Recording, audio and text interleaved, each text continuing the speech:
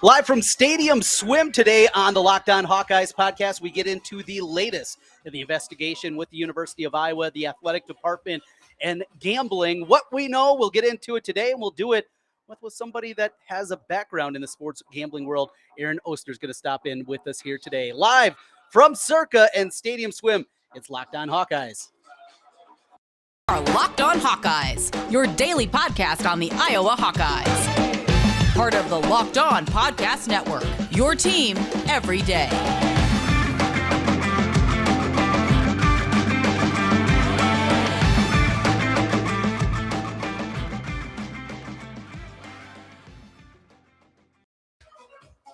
Welcome in once again to the Locked On Hawkeyes podcast. I'm Trent Condon, and thanks for making Locked On Hawkeyes your first listen every day. Well, a little bit different look here today as we come to you from Stadium Swim, and I'm joined by Aaron Oster, who is part of the Circa team. So, Aaron, obviously the big story that we have been talking about is in the state of Iowa, both Iowa and Iowa State under investigation from the local DCI unit there for what appears to be underage gambling.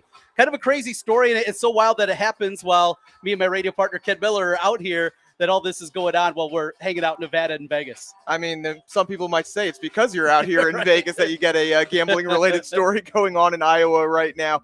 But, yeah, it's been a wild story, especially coming off the heels of that Alabama story last week. And then, right before that, we had all those players for the Lions and the Commanders suspended as well. Right. So more and more we're seeing these gambling suspensions, gambling infractions happening in sports just constantly. So when something like this comes to the forefront, I think it's always interesting to get somebody in the business and their perspective of things. When an alert happens, we heard LSU, Alabama a couple of weeks ago and how that goes on. For you guys at a place like Circa, when you see a suspicious bet, what is the process? What is involved there when something like that is happening from the bookmaker perspective? There's a number of processes, and it's one of the reasons why everyone, when they hear this, or a lot of people who are, living in the Stone Ages, they think, oh, this is a proof why, gambling shouldn't be legalized and all sorts. No, it's actually the exact opposite. The reason that these things are coming out, the reason that people are finding out about this is because it's legalized, because we have all of these systems in place. So what happens, for example, because, these are obviously different things from than last week. So let's take last week, for instance. If something happened like that, there was unusual bets happening, something very suspicious, it gets reported up to the level. There's obviously the Nevada Gaming Commission. If we're here in Nevada, every state has a gaming commission. There's also overarching properties like U.S. Integrity, which is a company you heard a lot about last week, whose really their job is to look into things like that. Integrity is in their names. They look into unusual bets. They look into situations. They kind of figure out, okay, is this something weird going on, or is it just, some random guy making a bet? And they look into it, Last week's story went through a lot of different phases where it seemed at first, well, this might actually not be a big deal. Oh, no, someone was betting on the number one team in the country with the number one number one pitcher in the country. Okay, maybe not a big deal. Then obviously as they began to investigate, they found out more details. Okay, that became a really big deal. This story here, obviously a very different situation in that there's no unusual bets in place.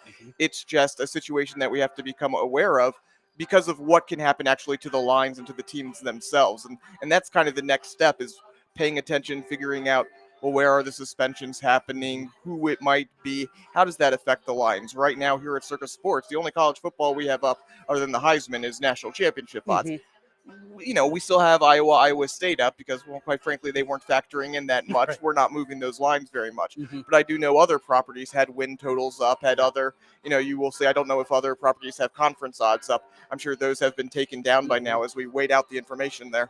Yeah, it's I saw a couple of places, it took them down, and it makes sense because we don't know, and if there are suspensions, be it a couple of games or half a season, and that's what it turned out to be for a Virginia Tech football player that had this, that came out a year ago. I mean, that's incredibly impactful, and different position groups obviously more important than others, and we get into that.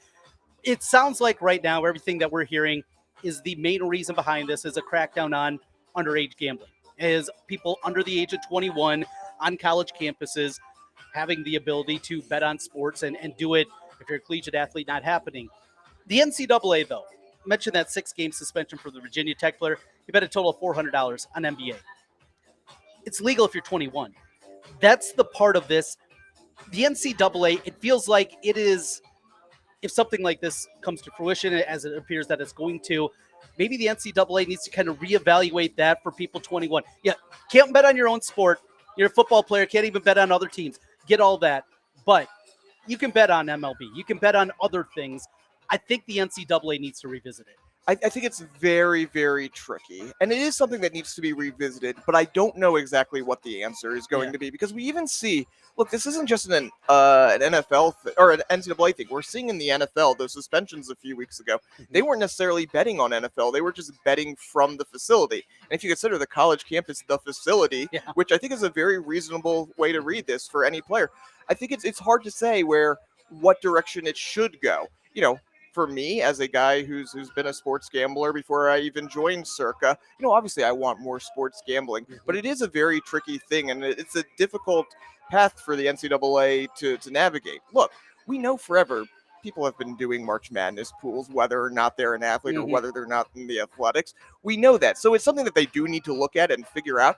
I just don't know if the answer is necessarily, well, let everybody 21 up gamble on whatever they want. And I'm curious to see what direction they do go. It's going to be a very big story, though, and it's going to permeate in a lot of different things. What we do know right now, no names have been named in this one, but we'll continue to pass it along. Hey, appreciate you having us here, as always, at Circa and Stadium Swim. Really cool, and doing the podcast from here. Hopefully yesterday I had an audio problem, so hopefully everybody's able to hear this one, but really appreciate your time for joining us here today. Yeah, love having you out there, and looking forward to any of you Iowa fans coming out here, whether it's during the season or any point. Yes, absolutely. World's biggest sports book. It is incredible. And Stadium Swim, well, we're going to take a little video of that and send it to everybody out there. We'll come back with more here as we continue on. It is the Locked On Hawkeyes podcast as we continue here in a moment.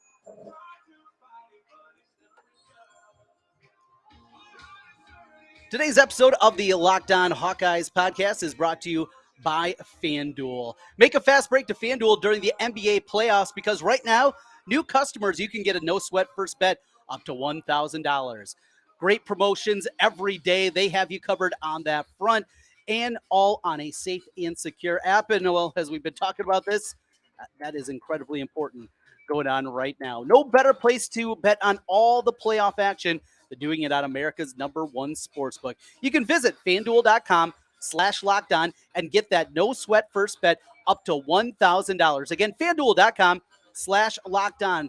FanDuel, official sports betting partner of the NBA. Trent Condon continuing on with you here on Locked On Hawkeyes. Thanks for making Locked On Hawkeyes your first listen every day.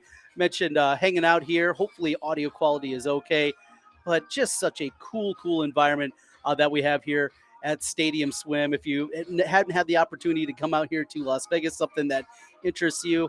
In fact, I'm going to flip the camera here. We're going to get everybody here on the YouTube side of things. Just get a view of that, just right outside the cabana. How cool is that? And what an experience it is here. Well, we got a lot more to get into. And obviously, for the audio listeners, that wasn't exactly great for you. All right, here we are. We're back at it. And so we have this investigation happening. What we know at this time is that 4 Iowa baseball players did not play against Ohio State. Keaton Anthony, this stings. This was your most dynamic player.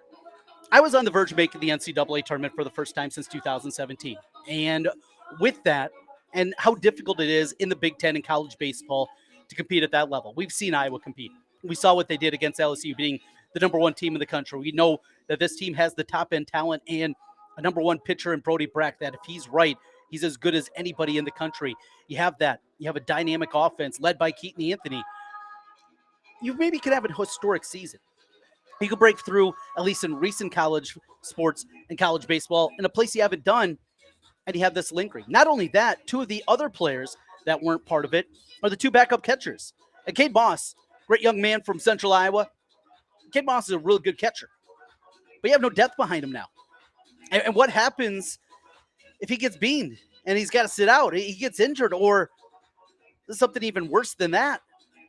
You don't have depth at that position. I mean, when you're going down to your #4 catcher, that is a scary proposition, but that is a reality that something now happens to Cade Moss. So we have all this happening at this point, and what could be a huge season for Iowa baseball. And what makes me really concerned is what is happening on this front is how quickly the NCAA is going to go out there and actually have an answer. The Department of Criminal Investigation in the state of Iowa, they don't care about the NCAA rules. That is not what this is about. But the NCAA certainly cares about what DCI is doing right now. If you are found gambling underage, and again, that is what, at this point in time, it appears that all of this is. To the idiot on Twitter that threw out a former Hawkeye player's name and point shaving, you're a moron. Don't do that, because that's not true. That's not what this is. This is not a point shaving scandal. Knock it off with that crap. It's idiotic. This is about underage gambling. So you look at the Iowa Code, and Iowa Code will tell you this. It's a misdemeanor. Simple misdemeanor for gambling on sports underage. That's it. That's it. That's what we are. We're talking about right now a misdemeanor. Now, it's not that way in the NCAA's eyes, and that is the problem, that the NCAA does not look at it like a misdemeanor. They think that there is much more that happens on that front. We can disagree with it all we want, but that is their reality. The NCAA needs to evolve. They need to understand that this is here to stay. We're not putting the genie back in the bottle. Sports wagering is going to be a part of the conversation and the lexicon and what we do here on the Locked On Network and what happens in sports radio and what happens on your favorite TV shows. Wagering is a part of it. This is where we are. This is now a huge part of the world of sports. And to not allow, of age, 21 years old, to not allow them, you're a basketball player, you can't bet on the NFL. I don't like that. And if you want to put a blanket out there, no college sports betting for college athletes, fine. But we have to evolve. We have to look at this in a much better light. It's also the NCAA. Are we confident that they're going to be able to do that? Probably not. Well, it's not all doom and gloom here in the world of Hawkeye athletics. And I certainly don't see this story as doom and gloom either. We'll see when more details emerge, and we'll get some names that are going to be associated with this outside of the 4 baseball players that sat out. We will definitely get a whole lot more there. Will the NCAA come around? Will they get it figured out? Let's hope that that is the case, but that is where we are right now. There is good news, though. Iowa picks up a commitment on the football field and also a commitment for next year in the transfer portal. That we've talked about plenty. What is the latest with Iowa recruiting? That's as we continue on Locked On Hawkeyes. Trent Condon back with you one final time, live from Stadium Swim. Glad to have you aboard with us here on Locked On Hawkeyes. Everydayers, we got more coming up for you this week. One more day from Las Vegas before I got to depart back home. We'll get you more information on everything going on and the latest, obviously, on this story. Plus, we're going to start to break down football a little bit more. Lots of good things coming your way on the football side of things, and a team that is absolutely loaded. They get Caleb Brown out of the transfer portal from Ohio State, an offense that has a chance to be incredibly talented. Will it be good? We will talk about that and a whole lot more.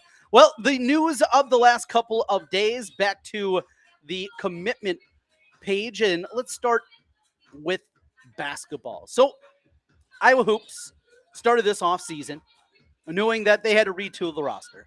You had 4 incoming freshmen.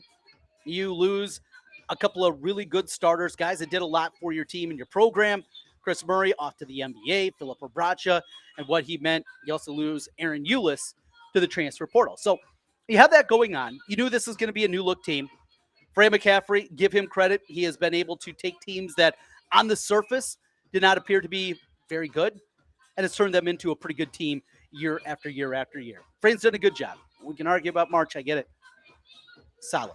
Putting things together and putting teams together that on paper maybe didn't look that good.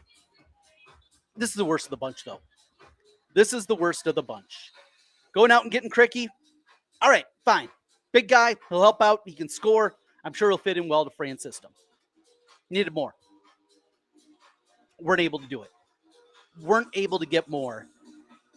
And Evan Bronze, young man from Iowa City, not to disparage him in any way, but it looked like initially when his name was bandied about, he was going to be a walk-on. That's a dang good walk-on. I mean, you bring in a guy that played at a high level in the Missouri Valley, and you get him to walk on. That's a win. He's not walking on. He's going to be a scholarship player. It's a win for him, win for the family. Obviously, save some money. Not a win for Iowa. Again, not to knock him at all. And he can very well come in and play very well. Wouldn't surprise me. I've always liked his game. He's springy. He can do some things. I think he's definitely going to help. But the continued missing out on prospects in the portal, as Fran swung and missed at a bunch of them, this is what you're left with. And Iowa still has one more scholarship. Look, I just saw yesterday, there were 5 more names that entered the transfer portal in basketball. And yet here we are just throwing our hands up and saying we're good with this team. It's not good enough. Fran, you got to keep working. You got to keep looking. And I know they are. It'd be silly to say that they're not even looking or making contact, but more than just a cursory glance. I mean, to really dive in there and really make that happen. Football also picks up a commitment the other day as they improve their team and the offensive line going forward as they get another tackle from over in the state of Illinois. So Iowa football putting it together on that side. Portal has been really good. The class of 2023 looks incredibly good. And now 3 offensive linemen, including the latest, Will Nolan, who has given his commitment to the Iowa Hawkeyes. Had offers from Iowa State, Duke, Minnesota, Indiana, a bunch of solid programs out there. But another offensive line commitment for Iowa. And what does that mean for them? We'll talk about that certainly in the days ahead. Well, that will do it here for us today on the Locked On Hawkeyes podcast. Thanks for making Locked On Hawkeyes your first listen every day. Hopefully the audio worked okay today. Coming to you remotely, things can be a little bit more difficult, but thanks for hanging with us here on Locked On Hawkeyes. We'll talk to you again tomorrow. Go Hawks.